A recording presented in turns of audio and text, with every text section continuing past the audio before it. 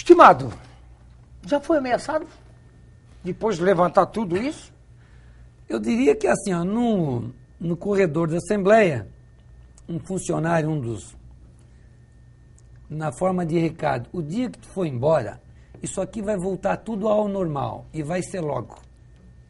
Quer dizer, para eles, a anormalidade é que é o normal. Ah, isso aqui sempre foi assim. Por que mudar? Tem que quebrar paradigma. O que não diz? É o que o sempre foi assim Que vai continuar sendo assim. significa Alguém tem que fazer mudar. alguma coisa. Mas o senhor foi ameaçado ou não foi?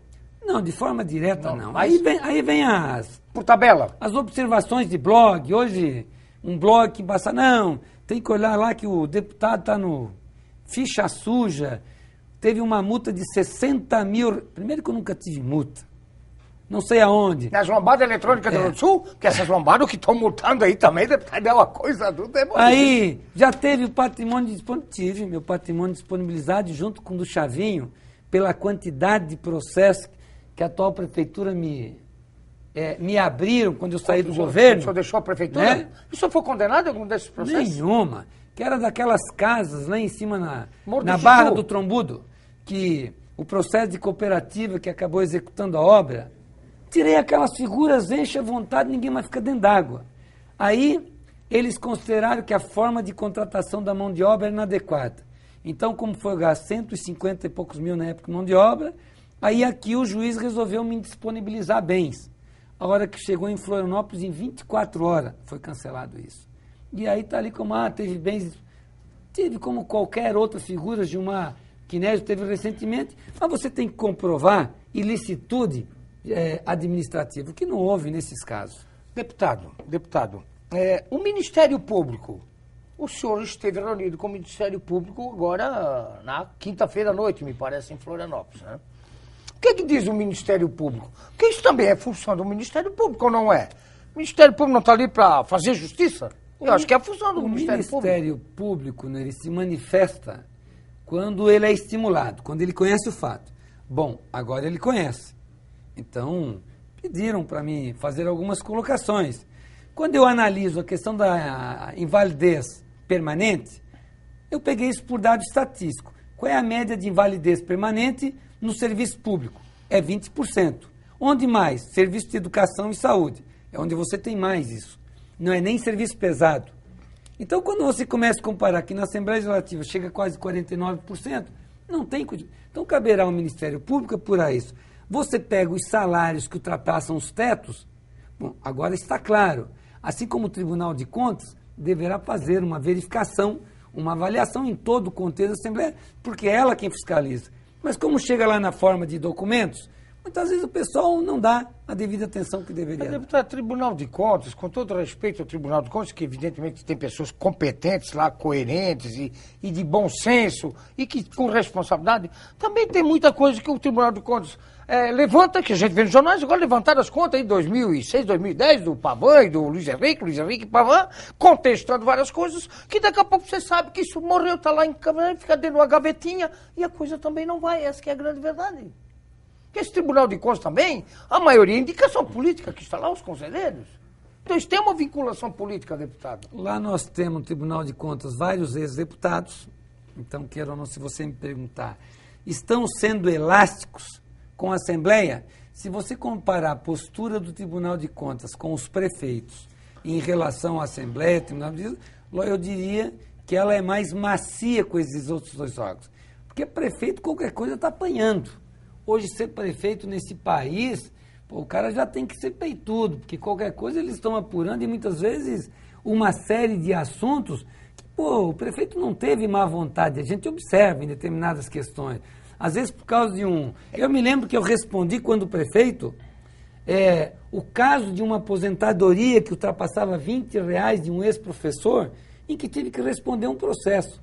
Até ir lá, ir advogado, e tinha sido aprovado pela Comissão de Avaliação da Secretaria de Administração, pelo Calinho, que entende como poucos na prefeitura e continua até lá hoje. Calinho Luitart. Uma figura séria. E por causa de R$20, o que foi gasto por causa daquilo? Então tem que ter mais bom senso em relação aos governos municipais e acho que daqui para frente eles vão ter uma avaliação mais serena e mais clara em relação aos outros poderes. O senhor falava daquele processo lá das casas, lá naquela situação da zona bem baixa, onde pegava muitas enchentes. Na Barra do Trombudo. Na Barra do Trombudo. Exato. Que o senhor respondeu esse processo. E aí o senhor falou que o senhor teve vários processos, o senhor respondeu e nada lhe atingiu. Nem aquele da cooperativa, que também foi motivo de muita discussão quando o senhor saiu da prefeitura e tal. Aquele processo, ele continua transitando. Continua tramitando? Continua. Esses processos levam 10, 15, 20 anos, né? Agora, o que acontece? Primeiro, ao chegar no Tribunal de Justiça, automaticamente me liberaram os bens. Então, se eu e o Chavinho devíamos 140, nós dois tivemos bens disponíveis.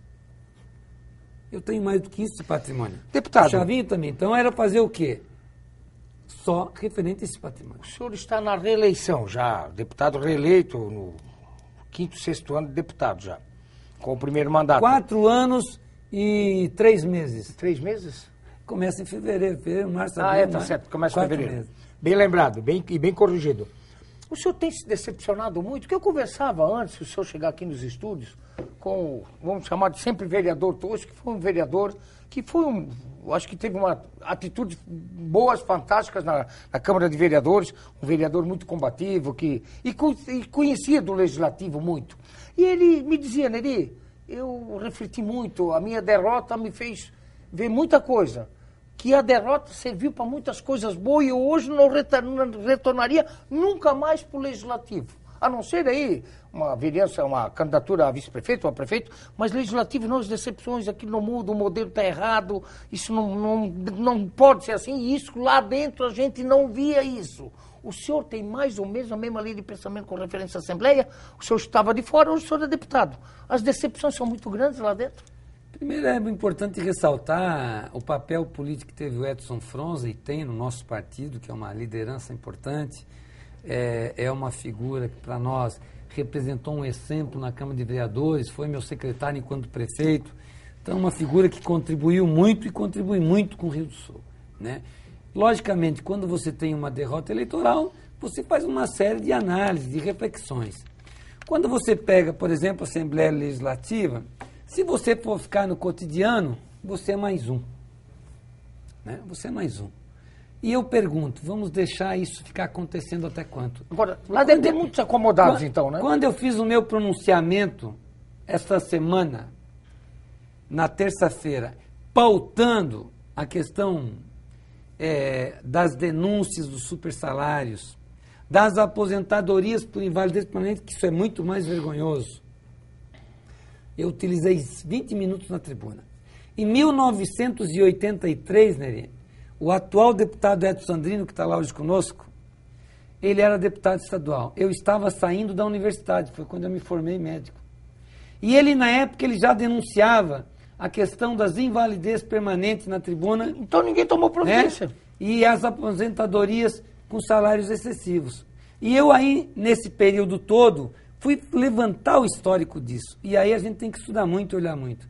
Olha, cara, eu estou com a Constituição na ponta da língua. Sei tudo. Para nem um procurador mais... Sei tudo. O senhor falava de vários deputados, caso até, coincidentemente, são dois que o senhor citou, ou citou um e eu citei o outro, que é o Pedro Bittencourt, que eu li nos jornais, o outro é o Ronaldo Agostinho, que hoje é deputado aqui, representa também o Rio do Sul, vamos deixar bem claro, fez 6 mil votos aqui, então também é representante do Rio do Sul. Claro, ele é deputado de Santa Catarina, claro, mas fez uma votação estupenda aqui, né? Então também agora está envolvido com os 36 mil reais de aposentadoria, que eu também queria, você também queria, todo mundo queria, né? Essa que é a verdade. Nenhum deputado militante do PT, do Partido dos Trabalhadores, com essas aposentadorias faraônicas, vamos dizer assim? Neri, se tivesse do PT, ia igual. Eu citei lá também alguns exemplos, que assim, ó, primeiro nós temos que entender que o requerimento da aposentadoria, ele é um direito constitucional, porque criaram isso na Constituição do Estado da Catarina permitindo. Claro. Porém, ele é altamente questionável do ponto de vista da Constituição Federal.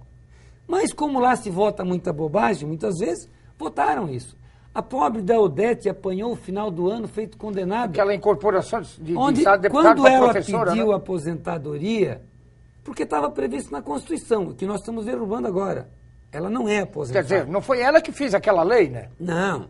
Aquilo foi a época do Luiz Henrique? Aí, foi? Foi na época do governador Luiz Henrique. O Klein Nubin tinha retirado, que ele achava isso uma imoralidade, o ex-governador Klein Nubin.